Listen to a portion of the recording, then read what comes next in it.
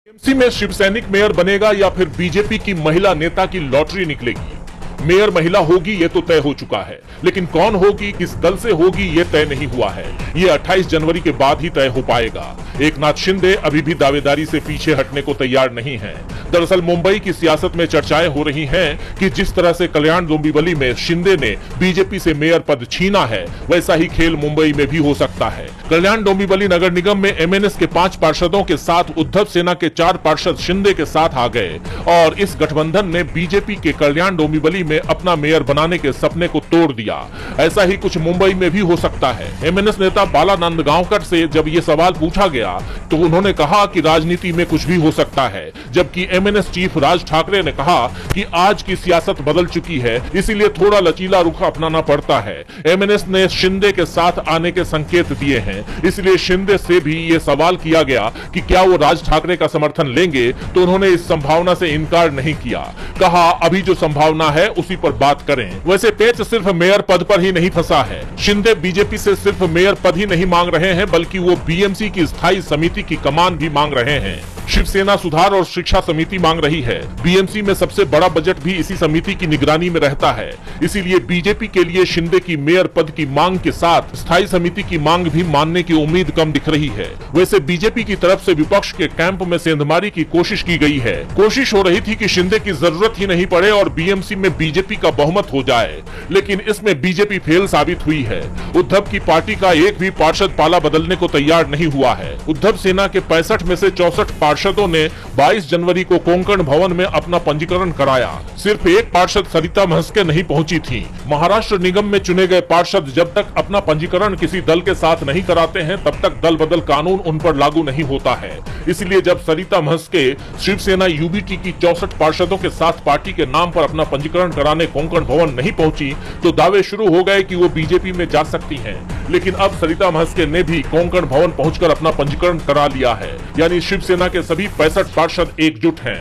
पंजीकरण की प्रक्रिया के बाद साफ हो गया है कि अब उद्धव के पार्षदों के दल बदल की उम्मीद भी खत्म हो गई है, यानी अब बीजेपी की पूरी उम्मीद शिंदे के समर्थन पर टिकी हुई है और शिंदे मेयर पद को लेकर अड़े हुए हैं। दरअसल महायुति में जो टकराव चल रहा है उसका फायदा विपक्षी गठबंधन को मिल रहा है। बीजेपी जो पहले दावा कर रही थी कि 29 में से 25 पर वो अपना मेयर आसानी से बनवा लेगी, अब पार्टी के नेता ये संख्या 23 कहने लगे हैं, जबकि दावे तो ये शुरू हो गए हैं कि विपक्ष करीब 10 नगर निगमों पर कब्जा कर सकता है। महाराष्ट्र के महाड़ हिंसा मामले में कैबिनेट मंत्री भरत गोगावले के बेटे विकास गोगावले और अन्य आरोपियों ने पुलिस के सामने सरेंडर कर दिया है। इसके बाद सवाल उठ रहे हैं कि क्या हाईकोर्ट ने सरकार पर जो सख्त टिप्पणी की थी ये उसका असर है? क्या पुलिस को मंत्री के बेटे की लोकेशन पहले से ही पता थी? आरोपी मंत्री का बेटा था, इसलिए पुलिस कार्रवाई नहीं कर रही थी और इस बार भी पुलिस ने कार्रवाई नहीं की है, बल्कि विधायक के बेटे ने खुद ही सरेंडर कर दिया है।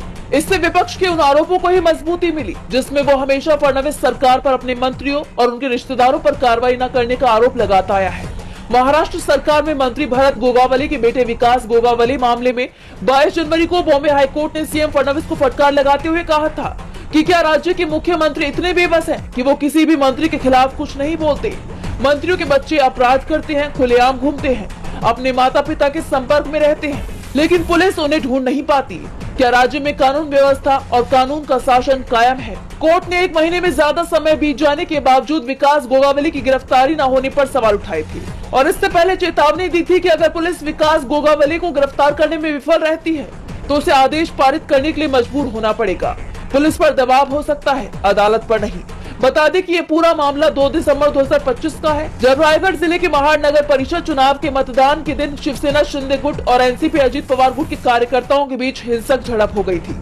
इस दौरान मंत्री भरत गोगावले के बेटे विकास गोगावले और उनके चचेरे भाई महेश गोगावले के खिलाफ हिंसा और मारपीट का मामला दर्ज किया गया। दोनों पक्षों ने एक दूसरे के खिलाफ ये शिकायत दर्ज कराई। नाल में चुनावी शोर के बीच एसआईआर को लेकर भी घमासान जारी है। राज्य में जारी इस प्रक्रिया को लेकर मुख्यमंत्री ममता बनर्जी ने केंद्र सरकार और चुनाव आयोग पर एक बार फिर तीखा हमला बोला है। उन्होंने दावा किया कि इस प्रक्रिया के डर से राज्य में हर दिन 3 से 4 लोग अपनी जान दे रहे हैं। नेताजी सुभाष चंद्र बोस की जयंती के मौके पर रेड रोड पर आयोजित कार्यक्रम में मुख्यमंत्री ने कई गंभीर आरोप लगाए। उन्होंने कहा कि एसआईआर प्रक्रिया को लेकर लोगों में भारी चिंता है। इस डर के कारण राज्य में हर दिन 3 से 4 लोग खुद की जान ले रहे हैं। अब तक इस प्रक्रिया से जुड़ी चिंताओं के कारण 110 से ज्यादा लोगों की जान जा चुकी है। इसकी जिम्मेदारी चुनाव आयोग और केंद्र सरकार को लेनी चाहिए। उन्होंने बीजेपी पर आरोप लगाया कि वो बंगाल के खिलाफ साजिश रच रही है और देश के महापुरुषों का अपमान किया जा रहा है। वहीं असम से भी एक चौंकाने वाली खबर सामने आई है कि असम में वोटर लिस्ट के एसआईआर का ड्राफ्ट जारी होने के बाद चुनाव आयोग लगातार संदिग्ध लोगों को नोटिस भेज रहा है। वहीं बड़ी संख्या में लोगों के नाम ड्राफ्ट में शामिल भी नहीं है।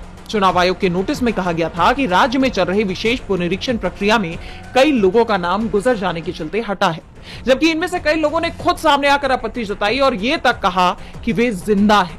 इसलिए बंगाल के साथ साथ अब असम की इस खबर को लेकर भी हलचल तेज हो गई है।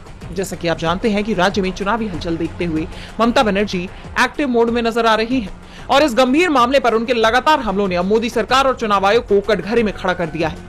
ममता के इन आरोपों पर चुनाव आयोग ने अभी कोई प्रतिक्रिया नहीं दी है, लेकिन इस बयान ने राज्य के राजनीतिक तापमान को माघ मेले में मौनी अमावस्या के मौके पर शंकराचार्य अविमुक्तेश्वरानंद को स्नान करने से रोके जाने का मामला गहराता जा रहा है। शंकराचार्य खुद से लेकर 18 जनवरी से ही अनशन पर बैठे हुए हैं और अनशन के छठे दिन यानी 23 जनवरी को उनकी तबीयत बिगड़ने की खबर सामने आई। शंकराचार्य के राष्ट्रीय मीडिया प्रभारी शैलेंद्र योगीराज ने बताया कि उनको बुखार हो गया है। खुले आसमान के नीचे 6 दिन से बैठने के कारण उनके स्वास्थ्य में खराबी आई है। स्वास्थ्य ठीक न होने की वजह से वो अपनी वैनिटी वैन में ही हैं और सुबह से एक बार भी बाहर नहीं आए। वहीं विपक्ष लगातार इस मुद्दे पर सरकार को घेरने का काम कर रहा है। समाजवादी पार्टी ने शंकराचार्य और साधु संतों को गंगा स्नान के लिए रोके जाने को सबसे बड़ा अधर्म करार दिया। वहीं पार्टी के प्रमुख अखिलेश यादव ने भी बीजेपी पर निशाना साधते हुए पोस्ट किया कि ना किसी को स्नान करने से रोके, ना किसी को दान देने से रोके। सदियों से जो चलती आई वो सनातनी सदिता ना रोके। भाजपा जाए तो संस्कार बच पाए। यानी साफ है कि इस मुद्दे पर बीजेपी अब चौतरफा घिर गई है और बड़ी बात तो ये है कि इस मुद्दे पर भी 2 भाग में बंट गई है। दरअसल जिस तरह से शंकराचार्य के खिलाफ प्रशासन और पुलिस ने सख्ती दिखाई है उसे राज्य सरकार के टकराव से जोड़कर भी देखा जा रहा है। राज्य के मुख्यमंत्री योगी आदित्यनाथ ने शंकराचार्य का नाम लिए बिना कहा कि ऐसे तमाम कालनेमी होंगे जो धर्म की आड़ में सनातन धर्म को कमजोर करने की साजिश रच रहे होंगे। हमें उनसे सावधान रहना होगा। वहीं दूसरी तरफ योगी सरकार में ही डिप्टी सीएम केशव प्रसाद मौर्य शंकराचार्य से माफी मांग रहे हैं। डिप्टी सीएम ने शंकराचार्य से माफी मांगते हुए कहा, पूज्य शंकराचार्य के चरणों में प्रणाम करता हूं और मैं उनसे प्रार्थना करता हूं कि स्नान करें। किसी भी पूज्य संत का या शंकराचार्य का अपमान हुआ है तो उसकी जांच करके कार्यवाही करेंगे। पूज्य भगवान शंकराचार्य जी के चरणों में प्रार्थना करता हूं कि अपना विरोध समाप्त करके संगम में स्नान करें। यानी साफ है कि खुद बीजेपी में ही 2 फाड़ हो गया है। जैसा आप जानते हैं कि शंकराचार्य को रोके जाने के बाद से वो अनशन पर बैठे हुए हैं और उन्होंने साफ शब्दों में कह दिया है कि जब तक प्रशासन उनसे माफी नहीं मांगता तब तक वो स्नान नहीं करेंगे। और इस बीच उनकी तबीयत खराब होने की खबर से सरकार की मुसीबत और बढ़ गई है। अब देखना होगा कि शंकराचार्य के अनशन, विपक्ष की आलोचना और अपनी ही पार्टी के 2 भागों में बढ़ जाने के बाद योगी सरकार अपने फैसले पर यू टर्न लेती है। प्रधानमंत्री मोदी आज यानी 23 जनवरी को केरल और तमिलनाडु के दौरे पर हैं। लेकिन तमिलनाडु दौरे से ठीक पहले राज्य के मुख्यमंत्री एमके स्टालिन ने केंद्र सरकार पर तीखा हमला बोला है। स्टालिन ने केंद्र सरकार पर तमिलनाडु के साथ बार बार विश्वासघात करने और राज्य की मांगों को लगातार नजरअंदाज करने का आरोप लगाया। उन्होंने एक्स पर पोस्ट कर प्रधानमंत्री के खिलाफ मोर्चा खोल दिया। उन्होंने पीएम मोदी के तमिलनाडु एनडीए के साथ है वाले पोस्ट को रीशेयर करते हुए पोस्ट किया कि प्रधानमंत्री जो केवल चुनाव के समय ही तमिलनाडु का रुख करते हैं, तमिलनाडु को मिलने वाले समग्र शिक्षा अभियान के 3,458 करोड़ रुपए कब दिए जाएंगे? आपके मुंह से ये आश्वासन कब निकलेगा कि परिसीमन के दौरान तमिलनाडु की संसदीय सीटों की संख्या कम नहीं की जाएगी? भाजपा एजेंट की तरह काम करने वाले राज्यपाल का तानाशाही व्यवहार कब खत्म होगा? तमिल प्रेम दिखाने वाली आपकी सरकार से तमिल भाषा के विकास के लिए उचित फंड कब मिलेगा? आप ये वादा कब करेंगे कि मनरेगा योजना जारी रहेगी और वीबीजी रामजी बिल वापस कब लिया जाएगा? स्टालिन यही नहीं रुके, उन्होंने आगे बुनियादी ढांचे की मजबूरी और किलाड़ी खुदाई की रिपोर्ट को लेकर भी सवाल उठाए। साथ ही ये भी पूछा कि मदुरै एम्स पिछले 10 सालों से इंच इंच कर बन रहा मदुरै एम्स असलियत में हमारी आंखों के सामने कब आएगा? प्राकृतिक आपदाओं के लिए हमने जो राहत राशि मांगी थी वो कब मिलेगी?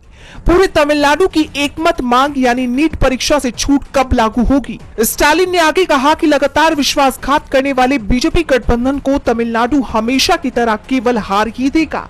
जैसे आप जानते हैं कि 2026 में देश के कुल 5 राज्यों में विधानसभा चुनाव होने हैं, जिनमें साउथ के केरल और तमिलनाडु भी शामिल है।